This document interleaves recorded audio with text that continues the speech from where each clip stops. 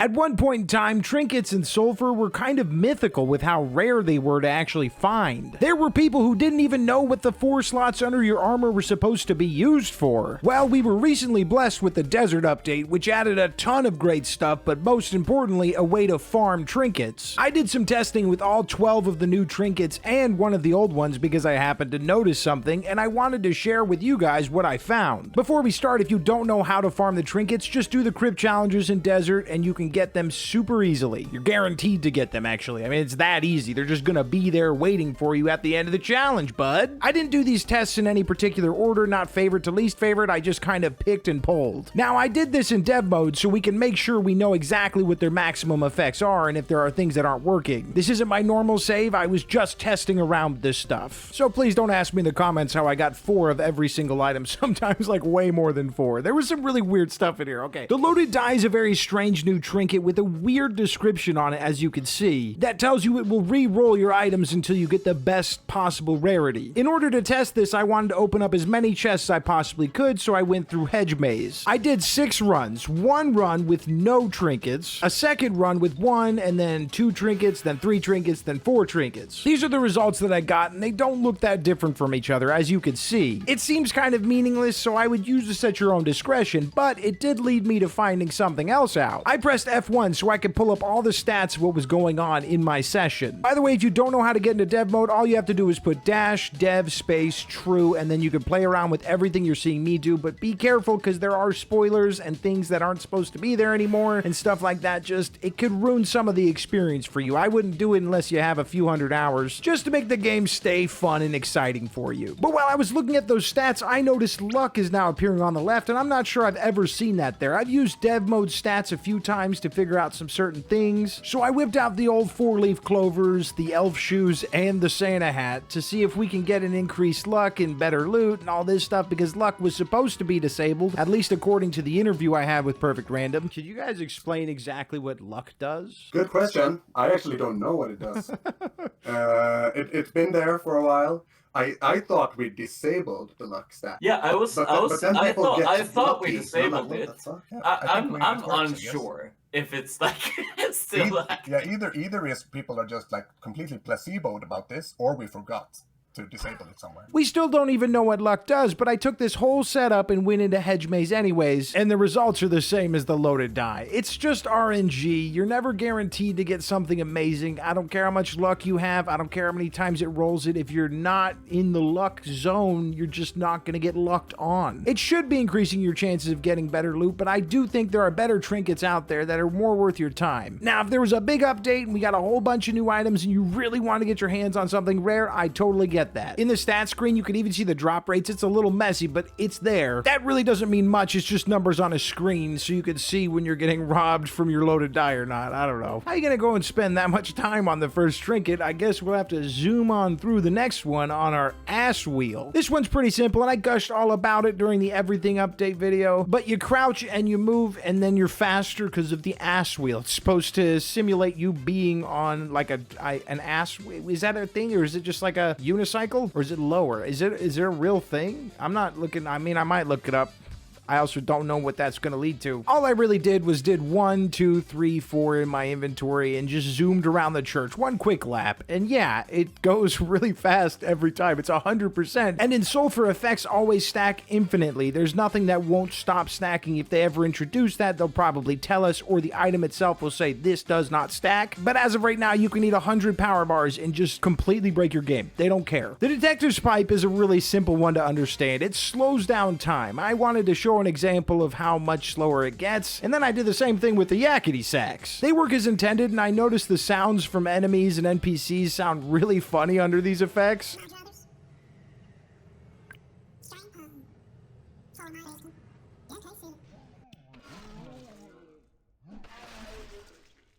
I love that they simply just move the game clock for us. That's all it's really doing. And it works everywhere. It's probably a really simple thing to do. And they just said, hey, why don't we just give the players whatever they want. And that's why I love this game. They let you have all the freedom. We're in dev mode right now. How many games can you say could do that? Honestly, if you stack 4 of these in your inventory, either one of them, it makes the game easier. Detective's Pipe is so easy, it's boring because, I mean, you're not really depending on any reflexes anymore. And Yakety Sax may seem like some crackhead shit because it is, but it's also easier because the quicker reloads and your shots get to them faster. I'm sure with some enemies it would be more frustrating, maybe the Gatling guys. I didn't really try it on every single enemy. Then you got the only weapon type trinket we got with this update, which is the rangefinder. It boosts sniper damage. It's really not that complicated. You put one on, it boosts. You do it 4 times, it boosts so much more. Hopefully we'll get trinkets for other weapon types soon. Then we get to the Metabulator Pump, which is a very strange one because the wording is not super clear on the description. It just says increase speed, and when I saw that I thought,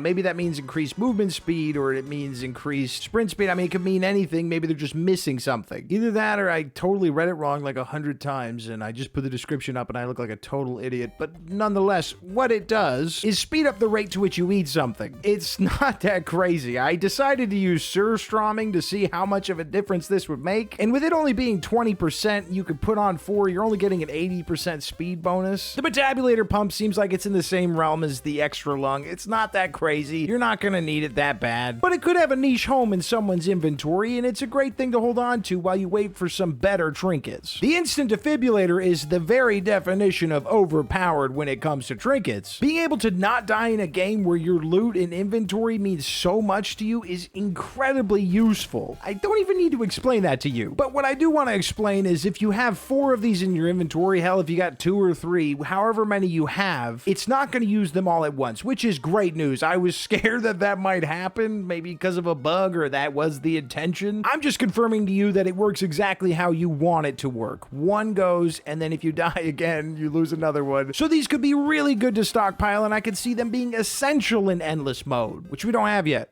All right, that's the last thing on the roadmap after multiplayer, because that has been confirmed. Or no, before multiplayer. Why did I say?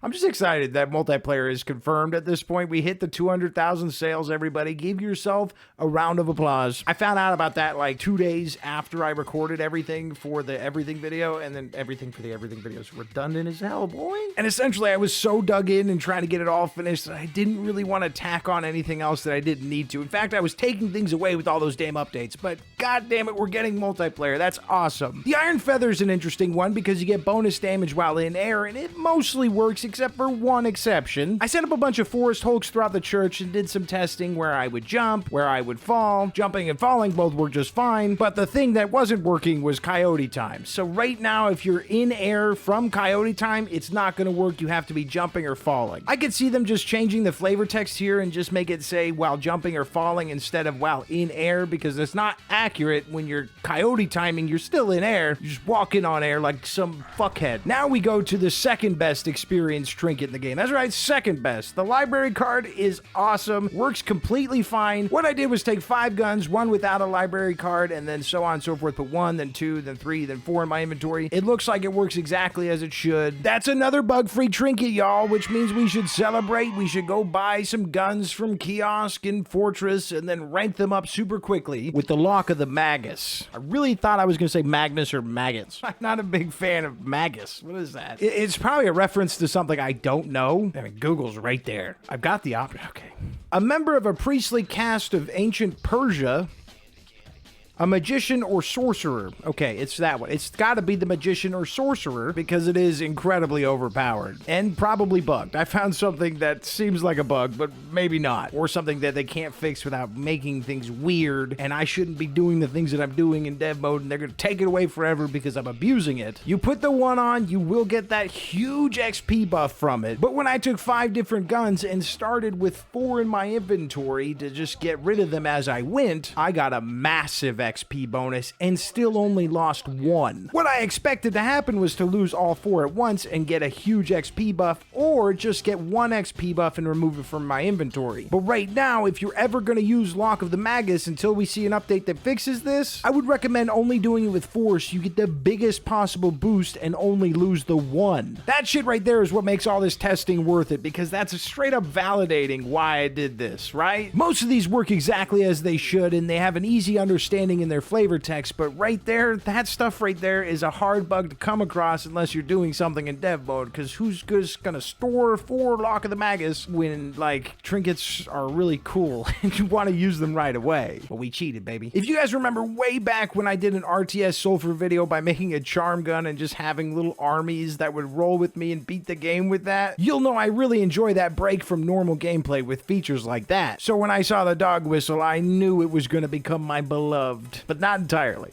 All right, there's one more that beats out the dog whistle. The dog whistle's amazing, but there is one more that I think just barely edges it out, and we'll get to it last. But they both have a lot in common. Every time you load into a level of an area, you're gonna spawn with a dog. I haven't seen them spawn mutated. I'm not sure if that can happen. I probably entered about 20 levels. Not once were they mutated, so there's that. They'll also spawn at the church, but they'll just stay by your grave, probably because enemies aren't supposed to be at the church. I'd love to just frolic with my dog without fear of dying, but I don't know. My dogs struggle when it comes to bosses, though. They won't attack them most of the time. They just kind of sit there being good boys and watch as I die slowly in front of them, which... is that really being a good boy? I mean, the nice thing about these companion trinkets is if you put them on once you're entering a level, then take them off once you're inside, your little buddies will stay charmed, and you can put on different trinkets that might help with whatever you're trying to do. Just don't forget to put them back on before you go to the next level, because your doggies will disappear. Or anything else you could possibly conjure up with the dark lamp. This thing is fucking awesome. You can spawn just about anything with it, including Novanian guards, which just looks hilarious to have that. There's a chance that you could spawn 4 with you at any time. Because as you saw, I did 4 dog whistles and 4 dark lamps. I also did it with 1 dog whistle, 2 dog whistle, 3 dog whistle. Same thing with dark lamp, 1, 2, 3. Neither had any issues and they spawned the correct number each time. Sometimes it seems you didn't get the right spawn, but that's probably just a smaller one like the Watcher, or just the birds, or frogs that are stuck. Because they're small, I assume is why they're getting stuck. I don't know for sure. It's annoying and it'll probably be fixed eventually. Sometimes these allies don't even move from spawn, or when they do, it's way after you started fighting something. They're a bit sluggish from, I don't know, materializing out of thin air. I'm not sure. I think we're coming from the same place here, pal. Same multiverse. They seem to be a little bit jankier than the dog whistle, like the Novanian guard can just break off his helmet with his spinning mace. I mean, what are you doing here, bud? Why did I hire you? For this? And they struggle with bosses just like the dogs, and if they can even hit the boss at all, they barely do any damage to them. It's like a little tickle party. Just like other mobs, they spawn at church and don't move. They just hang out by your grave. Since they spawn per level instead of per area, your homies don't ride with you forever. Every level you'll receive 4 new mobs, so you can't just steamroll the game with 4 Novanian guards that probably are going to kill you on accident. Friendly fire's on with these, obviously.